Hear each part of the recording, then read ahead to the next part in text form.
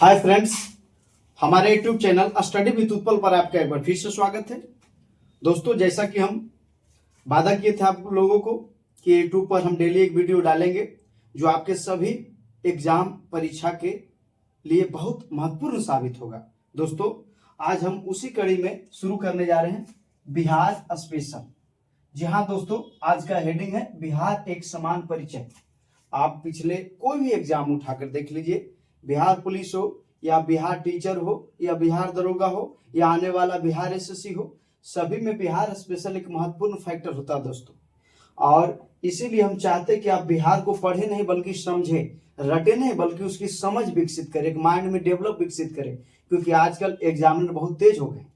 पहले आज से 4 साल 5 साल पहले वाले एग्जाम में दोस्तों आप लोग का जो भी परीक्षा में सवाल आते थे वो वन लाइनर था। अब वन लाइनर ही है, लेकिन उसका जरा डीपली कह सकते हैं, मतलब कि कथन कारण के तहत, जिसके लिए आप मैप को अच्छा से समझते हुए शुरू करते हैं। दोस्तों आइए हम शुरू करते हैं। जी हाँ दोस्तों, बात अगर बिहार का करें तब बिहार की बात करने से सबसे पहली बात हमको याद आती है बिहार की स्थापना का, कि बिहार आखिर बना कब और बिहार क्यों बना। जरा सा अगर आप पीछे अगर अपने इतिहास को जानने की प्रयत्न करें दोस्तों, तो आपको पता होगा कि जब हम देश से आजाद हुए थे तो आजाद होने के बाद बिहार और झारखंड एक था और उड़ीसा भी इसमें सम्मिलित था। तो नहीं, उड़ीसा 1936 में ही बढ़ चुका था दोस्तों। आजादी के बाद सिर्फ बिहार और झारखंड एक था। आजादी से पूर्व की अगर बात करें तो बिहार, झारखंड, उड़ीसा और पश्चिम बंगाल इस सब एक था, जो बंगाल प्रांत के नाम से जाना जाता था। और जैसे कि अगर आप देख लिया जाए कि अगर इस आप गौर कीजिए, तब देखिए ये बंगाल है पूरा, और बंगाल में आप बहुत बारीकी से अगर गौर कीजिएगा तो देखिएगा नीचे उड़ीसा है, ऊपर झारखंड बिहार है और इधर पश्चिम बंगाल। इधर के बहुल क्षेत्र बांग्ला बोलते थे, इधर हम लोग उड़ीसा हिंदी बोलते थे, और नीचे अगर देख लिया जाए उड़ीसा का क्षेत्र में तो उड़िया बोला जाता था। ये सब बड़ा कठिनाई हो रहा था, जिसके चलते कह सकते हैं कि भाषा के आधार पर, और भाषा के आधार पर के साथ साथ उस समय बिहार के पूरे देश की राजधानी बंगाल थी, और बंगाल में क्रांतिकारी घटनाएं बहुत ज्यादा हो रहा था। तो दो फैक्टर हो गया, एक तो भाषा और दूसरा क्रांतिकारी घटना। ये दोनों को देखते हुए ब्रिटिश सरकार ने बिहार को उड़ीसा सहित बंगाल से अलग कर दिया, और जो अलग किया दोस्त 22 मार्च 1912 को। इसीलिए हम लोग 22 मार्च को बिहार दिवस के रूप में मनाते हैं। उसके बाद 1 अप्रैल 1936 को बिहार से उड़ीसा अलग कर दिया गया। बिहार से उड़ीसा को अलग कर दिया गया।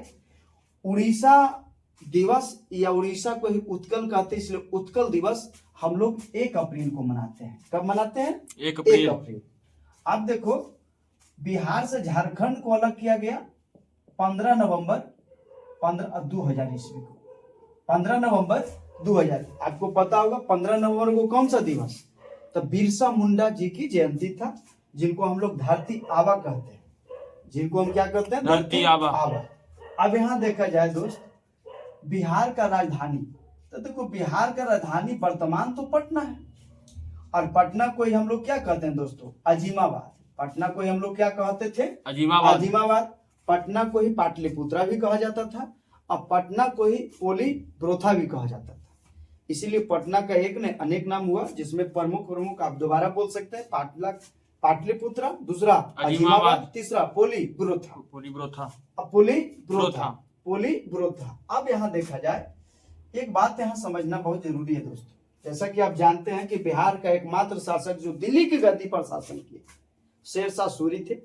शेरशाह सूरी वह व्यक्ति थे जो बिहार क्षेत्र को एक अलग नाम दिया, जिसमें पटना का आप खूब नाम जानते हैं कि पटना को उन्होंने विकसित किया, पटना को एक राजधानी के रूप में भी डेवलप किया।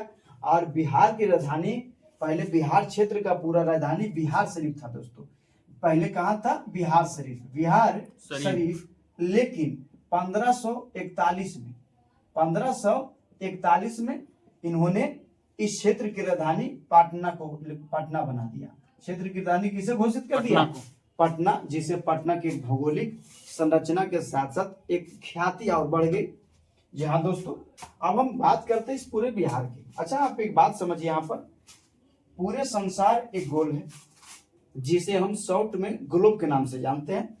आपको पता होना चाहिए छोटू कि ग्लोब पर खींची गई जो रेखाएं हैं, जो लेटा लेटा है, आप इस बात को समझेगा। लेटा तो लेटीट्यूड, और लॉन्ग लॉन्ग लंबा लंबा, लंबा लंबा लॉन्ग लॉन्ग तो लॉन्गिट्यूड, और लेटीट्यूड तो अक्षांश, और लॉन्गिट्यूड तो देशांत। इस बात को ध्यान रखना छोटू।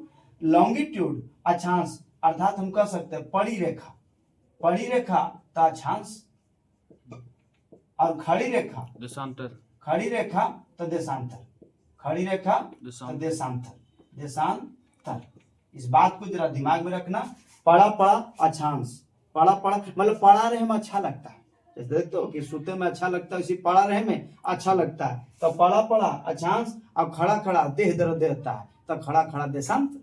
और इस बात को जरा सा समझ लिए। यहीं पर एक पॉइंट आउट कि अक्षांश रेखाएं से हमें क्या पता चलता है छोटू? जलवायु। क्या पता चलता है? जलवायु।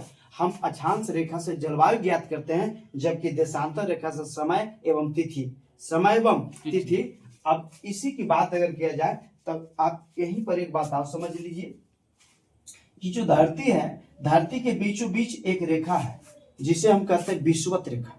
इस बात को बड़ा जरा सा दिमाग लगाइए, यहाँ पर बहुत ज्यादा नहीं है। इस रेखा को कहते हैं विषुवत रेखा। अच्छा, विषुवत रेखा की अगर बात किया जाए तो बीचों बीच है, इसीलिए यह 0 से शुरू होता है, इसे हम 0 डिग्री कहते हैं। अब आप बताओ, खड़ा के पड़ा, पड़ा तब पड़ा मतलब अक्षांश, अक्षांश, तो मतलब 0 डिग्री अक्षांश, 0 डिग्री अक्षांश। अब 0 डिग्री अक्षांश मतलब विषुवत रेखा। अच्छा, इसे बृहत वृत्त के नाम से भी जानते हैं, लार्जेस्ट सर्कल, बृहत वृत्त। अब बृहत वृत्त जो है, इसके ऊपर का क्षेत्र को हम कहते हैं छोटू उत्तरी गोलार्ध। कौन गोलार्ध? उत्तरी गोलार्ध। और दक्षिण के क्षेत्र को कहते हैं दक्षिणी गोलार्ध। कौन गोलार्ध? दक्षिणी गोलार्ध। अब एक बात समझिए, भारत यहाँ है, भारत यहाँ है, तो भारत बताओ कौन गोलार्ध में? उत्तरी गोलार्ध। और जब भारत उत्तरी गोलार्ध, तो बिहार भी कौन गोलार्ध? उत्तरी गोलार्ध। अच्छा, दूसरी बात, एक लाइन इस प्रकार से देखो, एक लाइन इस प्रकार से रहता है, इसके पूर्व को पूर्वी गोलार्ध और पश्चिम को पश्चिमी गोलार्ध, पश्चिमी गोलार्ध। अब भारत यहाँ देखो पूर्वी में कि पश्चिमी में? पूर्वी में। तो बताओ, भारत पूर्वी में, तो बिहार भी कहाँ? पूर्वी में। पूर्वी में। तो हम कह सकते हैं कि भारत उत्तर पूर्व गोलार्ध में स्थित है, तो बिहार भी उत्तर पूर्व गोलार्ध में स्थित है। अब बात करते हैं जरा भारत की। भारत के परिप्रेक्ष्य में अगर बिहार को देखा जाए छोटू, तो आप यहाँ गौर कीजिएगा कि इस प्रकार से हमारी जो भूमि का स्ट्रक्चर है,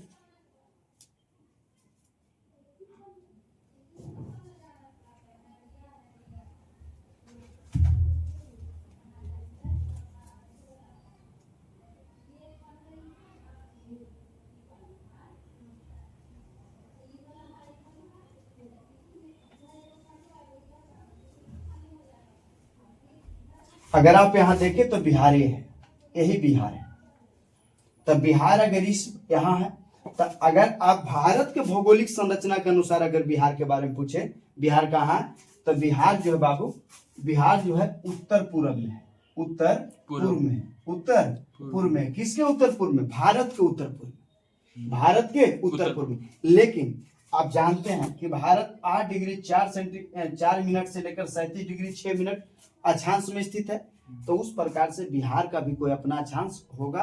उसी की हम बात करना चाहते हैं छोड़ो, कि बिहार का जो अक्षांशीय विस्तार है, बिहार का जो अक्षांशीय विस्तार है, बस आप मोबाइल नंबर की तरह इसको याद रखिएगा। अगर आप इसको रटने के व्यू से याद रखिएगा तो दिक्कत होगा। मोबाइल नंबर के जैसे 20 24 10, तो उल्टा गलत बात, 24 20 10, यही बात आपको बोलना चाहते थे। यहाँ देखो मिस्टेक हुई, 10 दूनी 20 4 24, 10 दूनी 20 4 24, 10 दूनी 20 4 24। यहाँ देख लेना छोटू, 15 दूनी 30, 1 31 में 3 गया 27, 15 दूनी 30 में 1 31 में 3 गया 27, मतलब 24 20 10 27 31 15। Mobile number 24 20 10 27 31 15। और दोनों का अगर अंतर देखा जाए आप एकदम बहुत बारीकी से, तो वही 4 3 7 लगभग 3 डिग्री का अंतर, लगभग 3 डिग्री का अंतर। आप यहाँ देशांतरीय विस्तार की बात करो तो आप 83 10 83 19 50 कितना है? 83 19 50 83 19 50 से लेकर 88 17 40 कितना? 88 17 40। अब यहाँ एक बात को समझो, हम पहले ही बता दें कि भारत किस गोलार्ध में है? उत्तरी गोलार्ध। तो बिहार भी किस गोलार्ध में? उत्तरी गोलार्ध में। बिहार भी उत्तरी गोलार्ध में। तब यहां से एक बात को देखो छोटू, इसको ऐसे बोलेंगे 24 डिग्री। अच्छा, जब अक्षांश लिखते तो ये जो शून्य देख रहे इसका मतलब डिग्री, एक डॉट देख रहे हैं तो इसका मतलब मिनट, और डबल डॉट देख रहे हैं तो इसका मतलब सेकेंड। इस बात को इसको ऐसे बोलना है। आई जो एन देख रहे हैं मतलब नॉर्थ, नॉर्थ मतलब उत्तर, अर्थात बिहार हो या भारत हो, किस गोलार्ध में? उत्तरी गोलार्ध में। तो 24 डिग्री 20 मिनट 10 सेकेंड उत्तरी गोल अक्षांश से लेकर 27 डिग्री 31 मिनट 15 सेकेंड उत्तरी अक्षांश तक बिहार की स्थिति है, और 83 डिग्री 19 मिनट 50 सेकेंड से पूरब, ईस्ट मतलब पूरब से लेकर 88 डिग्री 17 मिनट 40 सेकेंड पूरब तक बिहार की देशांतरीय विस्तार है। अब आपको एक बात और जान लेना चाहिए यहाँ पर, जो आप देशांतरीय अक्षांशीय की अगर बात करते हैं तो आपको हम पहले बता दिए हैं कि अक्षांश रेखा से हमें जलवायु, उसकी वातावरण, उसका वायुमंडल के संरचना, ये सब से पता चल सकता है। लेकिन देशांतरीय की अगर बात करते हैं तो उससे समय और तिथि। तो अब यहाँ पर देखिए, आपको हम बताएंगे जब हम वर्ल्ड ज्योग्राफी या इंडियन ज्योग्राफी करेंगे तो उसमें अक्षांश और देशांतर की सेक्टर ही अलग रहेगा। एक हम वीडियो डाल देंगे उसका। दोस्तों यहाँ शॉर्ट में बात समझिए, आप जानते होंगे कि 1 डिग्री देशांतर बराबर कितना मिनट होता है? 4 मिनट। 1 डिग्री में कितना मिनट का अंतर होता है? 4 मिनट। आप यहाँ देखिए, यहाँ देशांतरीय विस्तार 83 है और 83 से 88 हो गया। अच्छा, 19 से 17 लगभग से 50 40 लगभग से, अर्थात हम कह सकते हैं कि बिहार का जो देशांतरीय विस्तार है छोटू, लगभग 5 मिनट का, 5 डिग्री का। बिहार का देशांतरीय विस्तार कितना? लगभग 5 डिग्री का। आपको पता है 1 डिग्री बराबर 4 मिनट। चूंकि 1 डिग्री बराबर 4 मिनट, इसलिए 5 डिग्री बराबर 20 मिनट। 4 गुने के 5 बराबर 20 मिनट। अर्थात याद रखना छोटू, बिहार पर्सनल बिहार का पूर्व से पश्चिम का जो समय का अंतराल है वो 20 मिनट का। इंडिया का कितना? 2 घंटा का। बिहार में मतलब हम इसको ऐसे समझना है कि किशनगंज में जो सूर्य है वो कैमूर से 20 मिनट पहले सूर्योदय हो जाता है और सूर्यास्त भी 20 मिनट पहले होता है। अर्थात समय का अंतर कितना मिनट का है? 20 मिनट का। अब बात करते हैं छोटू जरा सा बिहार का जो वर्तमान स्थिति है, जिसका हम क्षेत्रीय की, ये इसको याद रखना है। ये जो आप देख रहे हैं बिहार पूर्वी क्षेत्रीय परिषद में स्थित है। ये पूछ चुका है छोटू टीआरई 3 में, 9-10 का पॉलिटिकल साइंस का प्रश्न है। टीआरई 3 में पूछा हुआ सवाल है कि बिहार पूर्वी क्षेत्रीय परिषद में स्थित है। एक बात समझो जरा सा, हो सकता है 2 मिनट वीडियो लॉन्ग हो जाए, लेकिन इस बात को आप लोग समझना बहुत अच्छे से, बारीकी से, बहुत जरूरी है। ये जो आप क्षेत्रीय परिषद को रटते हैं, इसको रटिए नहीं। आपको जान के बड़ा बहुत अच्छा लगेगा ये बात कि जब देश आजाद हुआ तब आपको पता है कि हमारा देश 4 भाग में विभाजित था, group A, group B, group C और ग्रुप डी। लेकिन आपको पता है कि राज्य पुनर्गठन आयोग 1956 के तहत आपको पता है कि हमारे देश को भाषा के आधार पर भी बांटना शुरू हुआ। अब देखो, राज्य पुनर्गठन आयोग 1956 के धारा संख्या 15 से लेकर 22 के अंतर्गत, 15 से लेकर 22 के अंतर्गत किसकी चर्चा किया गया बाबू? तो क्षेत्रीय परिषद की। किसकी चर्चा? क्षेत्रीय परिषद की। अब देखो, राज्य पुनर्गठन आयोग 1956 के धारा संख्या 15 से लेकर 22 के अंतर्गत क्षेत्रीय परिषद की कितनी क्षेत्रीय परिषद बनाने की बात कही गई थी? 5। कितने क्षेत्रीय परिषद? 5। और याद रखना, भारत में 5 क्षेत्रीय परिषद बनाया गया था। उत्तरी क्षेत्रीय परिषद, पहला उत्तरी क्षेत्रीय परिषद, दूसरा दक्षिणी क्षेत्रीय परिषद, तीसरा पूर्वी क्षेत्रीय परिषद, चौथा पश्चिमी क्षेत्रीय परिषद, पांचवा मध्य क्षेत्रीय परिषद।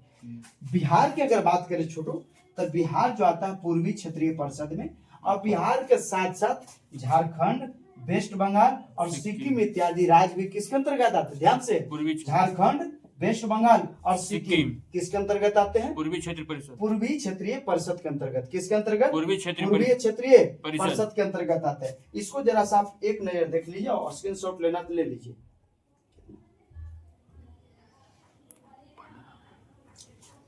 स्क्रीनशॉट ले लिए। चलिए एक बात यहाँ और समझ लीजिए तो छोटू, जरा सा 1 मिनट और आप समझिए जरा सा।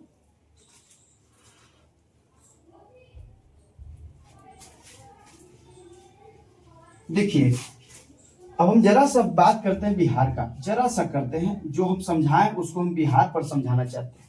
देखिए अगर हम बात करते हैं बिहार की स्थिति का, तो हम पहले ही बता चुके हैं छोटू, बिहार जो भारत के इस क्षेत्र में है, बस इस क्षेत्र में, अगर बिहार की संपूर्ण को आप देखते होंगे तो आयताकार है। ये बात सत्य है कि बिहार कैसा? आयताकार। लेकिन अगर एक प्रश्न बहुत अच्छा पीसीएस लेवल में पूछा जाता है कि बिहार जो आता है गाजियाबाद से जो गंगा आती है, गाजियाबाद से इस प्रकार से गंगा यहाँ आती है, आपको पता है गंगा जो है कहाँ प्रवेश करता है? बक्सर में। कहाँ प्रवेश करता है? बक्सर में। अच्छा, गंगा जो है बिहार के 12 जिला से गुजरती है, जिसमें सर्वाधिक किस जिला से? पटना। तो पटना जिला से। आपको याद रखना होगा कि बिहार से गंगा लगभग 450 किलोमीटर बहती है, लेकिन एग्जैक्ट पूछे तो 445। कुछ इतिहास का, कुछ भूगोलवेत्ता इसे 450 कहते हैं, कुछ 445, लेकिन अभी तक मान्यता 445 का ज्यादा है, इसलिए हम 445 को दिमाग में रखेंगे। प्रवेश किया कहां से? बक्सर से। बक्सर से। और ये निकलती है कटिहार से। कहां से निकलती है? कटिहार से। कटिहार से।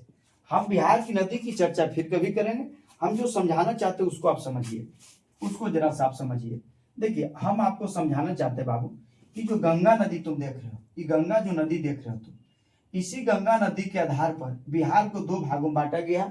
एक उत्तरी बिहार है, एक दक्षिणी बिहार। आपको पता है उत्तरी बिहार हमेशा डूबल रहता है बरसात में, और दक्षिणी बिहार हमेशा सूखा रहता है बरसात में।